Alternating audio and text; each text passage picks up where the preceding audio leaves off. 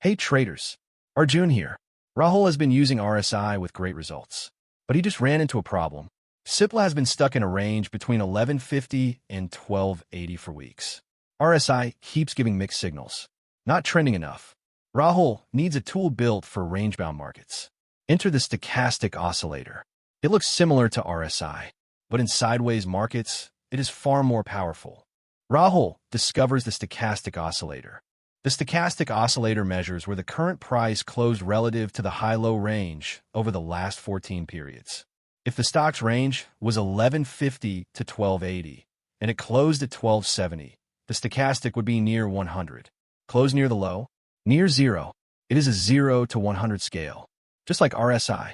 But the calculation is completely different. Stochastic cares about where you closed within your recent range. The stochastic has two lines. %K is the fast line. It reacts quickly to price changes.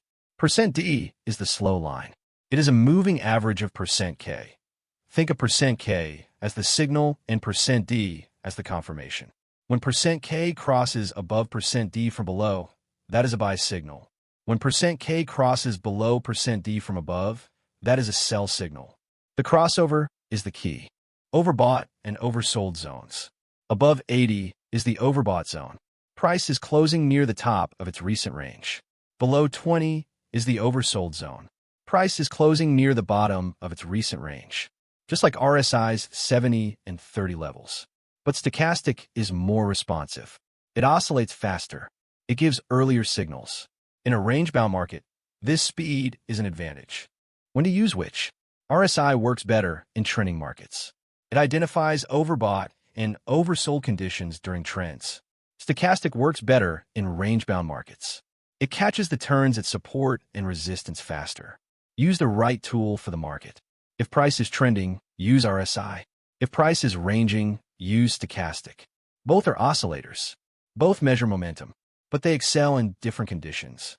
Cipla, ranging between 1150 and 1280 for 3 weeks. Perfect stochastic territory. The stochastic drops to 15, deep in the oversold zone. Then the %K line starts turning up. It crosses above the %D line at the 20 level. This is the signal. Oversold plus crossover plus support. All three lining up at the same time. Entry at 1165. Right on the stochastic crossover at the oversold zone. Support from the range bottom at 1150 confirms the entry. Stop loss at 1140. Below the range support. If this level breaks, the range is broken and the trade idea is invalid. Target 1250. Near the top of the range. Risk 25 rupees per share. Reward 85. Risk reward 3.4 to 1. Excellent setup. Cipla bounces from the oversold zone. 1180. 1200. 1220. The stochastic climbing from 15 to 75. Rahul exits at 1245. Just below the range high. Profit 80 rupees per share on 15 shares. 1200 rupees. The stochastic oscillator in its natural habitat. Range-bound markets. Catching the bounces. One more thing. Stochastic divergence works just like RSI divergence. If price makes a new low but stochastic makes a higher low, that is bullish divergence. Momentum is improving even though price is falling. If price makes a new high but stochastic makes a lower high, that is bearish divergence. Same concept as RSI. Two oscillators, same divergence logic. Learn one, you know both. Rahul's stochastic rules. 1. Stochastic works best in range-bound markets. 2. Above 80 is overbought. Below 20 is oversold.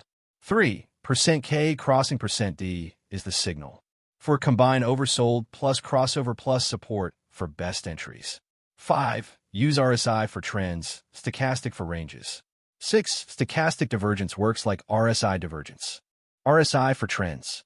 Stochastic for ranges. The right tool for the right market. If you understand it, it is simple. I am Arjun. Follow for more stories from Rahul's journey.